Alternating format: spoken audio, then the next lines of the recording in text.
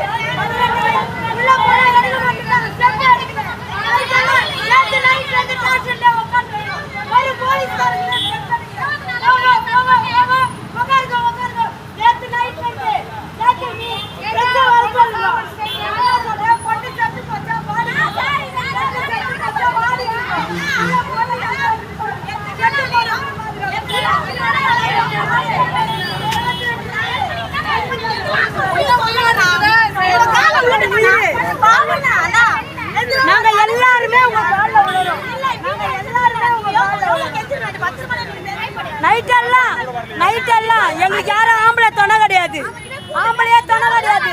வந்தா வெட்டி வெட்டி விடுறாங்க, ஸ்டெப் எடுக்க மாட்டேங்கிறாங்க. அவனுக்கு பிரியாணி, தப்பு பண்ணவனுக்கு பிரியாணி, தண்ணி, பாத்ரூம் போனா அவனுக்கு காவல். அட்டுக்கட்ட ஓட்டாரு, அட்டுக்கட்டு போனா ஒரு அட்டுக்கட்டு நின்று பேசுற